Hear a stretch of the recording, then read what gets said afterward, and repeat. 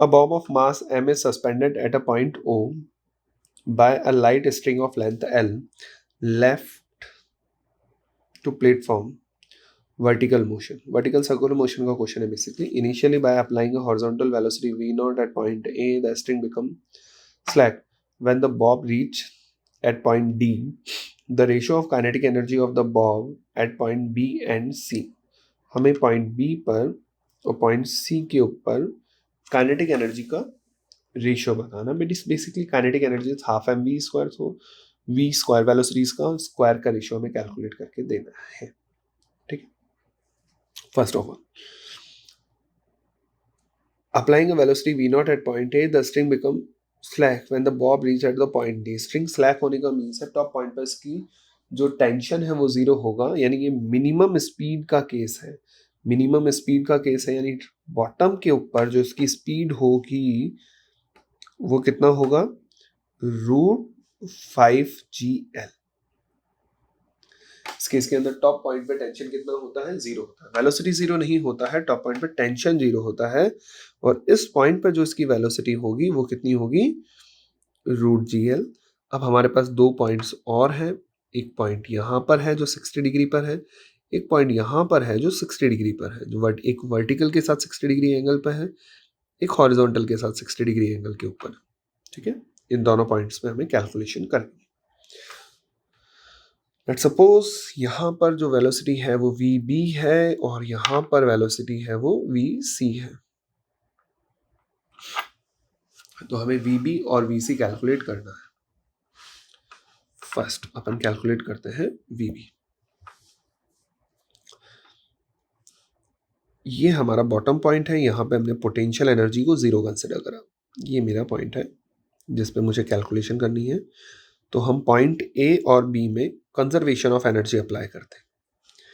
ये angle 60 degree है और लेंथ L है ना, स्ट्रिंग लेंथ L है. तो बेटा इस ट्रायंगल को हम सॉल्व करेंगे. ये जो ट्रायंगल बन रहा है, तो ये जो लेंथ आएगी वो L/2 आ जाएगा. तो ये भी कितना होगा, L/2. चलो, तो energy at point A is half m v square, v is 5GL. Energy at point B half m vb square plus mgL/2. Okay. ऊपर जा रहा है तो पोटेंशियल एनर्जी इंक्रीज होगी. m get cancel out in all the equation.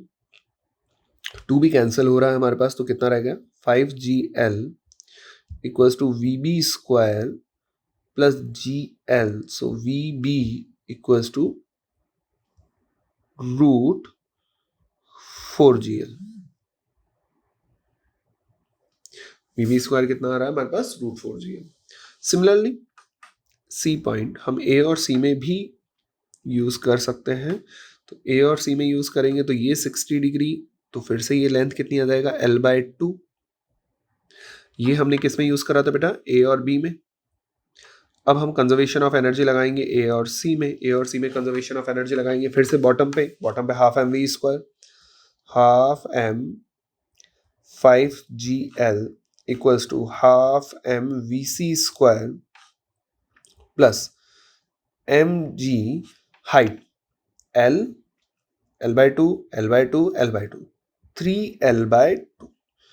Again m get cancel out, 2 get cancel out, 5GL equals to vc square plus 3GL. So vc equals to √2GL.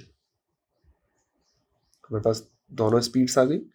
अब हमें ratio निकालना है kinetic energy at B and C. Kinetic energy का ratio mass kinetic energy at B divided by kinetic energy at C, half m vb का square divided by half m vc का square. Half m get cancel out. Kinetic energy at B divided by kinetic energy at C, vb is 4GL divided by 2GL. Ratio become 2. Kinetic energy at B divided by kinetic energy at C. So the correct answer is 1. Okay. Next